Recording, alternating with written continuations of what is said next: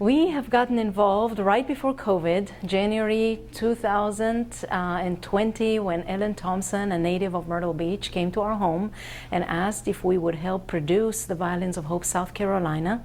She has had it in her heart to bring the violins that survived the Holocaust from Tel Aviv, Israel, and feature them here and really release the sound of hope throughout our state.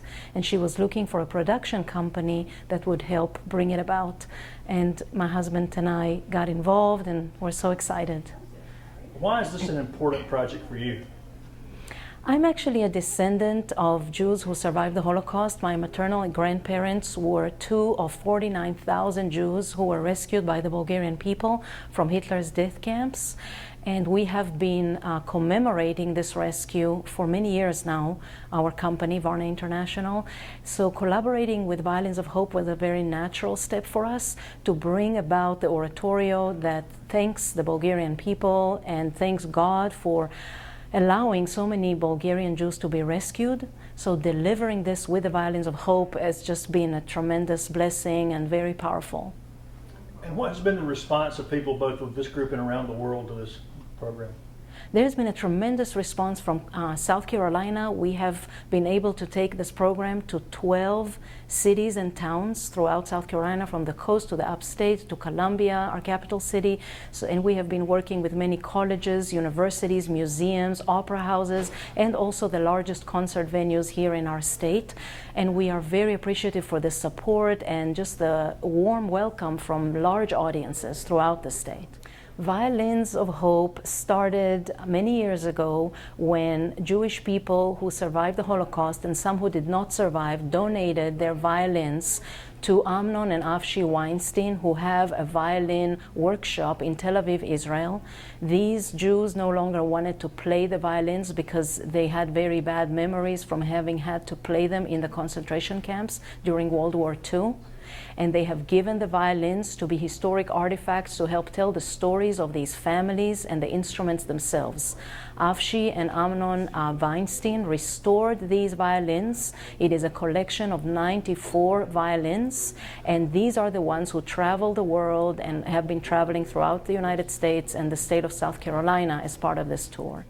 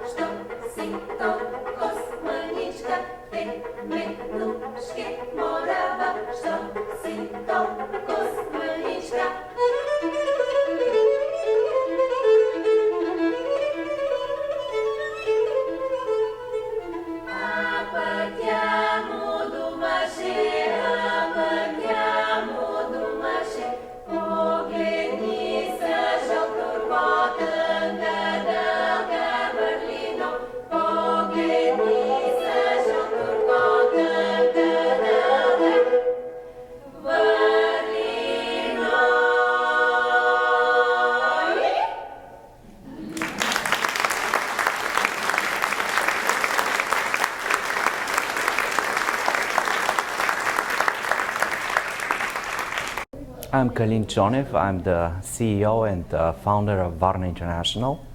Ellen Thompson, native from Myrtle Beach, invited our company, which is a production classical music company, to be the music directors and to organize the concert and the educational side of Violins of Hope together with Varna International concert tour, a month-long tour between mid-April and mid-May this year. And this seems to be a labor of love for you, is that correct? Do you have a passion for this? Absolutely. One of our special projects as a concert production professional company has been Songs of Life and A Melancholy Beauty, which my wife Sharon mentioned about. It's a family story as she's alive today. My son and my wife are alive today because of the supernatural, heroic, amazing rescue of the Bulgarian Jews, the largest rescue of European Jews during World War II, during the Holocaust. So all 49,000 Jews of Bulgaria were rescued. Among them, my wife's maternal grandparents, David and Lydia Varsano. So in 2007, we began the Songs of Life special festival and project, which tells the story of this amazing rescue, which has been rarely told, and it has been in a way concealed. So it has been our mission, I would say heavenly commission, to tell this story through music, through very powerful productions.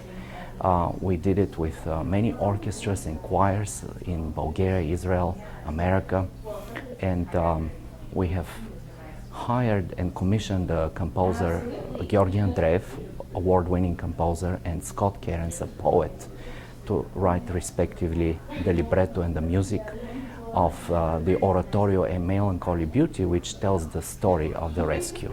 And this oratorio was first premiered at the Kennedy Center with the National Philharmonic in 2011, followed up by 2 performances at the Lincoln Center, Avery Fisher Hall in New York City with the National Philharmonic, and at the Boston Wang Theater with the Boston Modern Orchestra Project. It was performed with 300 musicians on stage, with choirs from throughout the US, Washington, from Washington DC, New York City, from California, and the Bulgarian singers, which are again with us on tour for the 3rd time, from Filip Kutev National Folk Ensemble. What is it about the power of music from these violins that seems to resonate with people? Have people talked to you about that? Sure. The mission is to release the sound of hope. Why sound of hope? Because these instruments were played in the most dire conditions during the Holocaust, in the darkest pages of history, in modern history. And these musicians displayed tremendous bravery to play in the most atrocious, horrific conditions in the concentration camps. And some of them survived, but many of them died, unfortunately. And these instruments, though, survived. And they do have, each one of them, a very special story. And physically, they release a sound of hope today.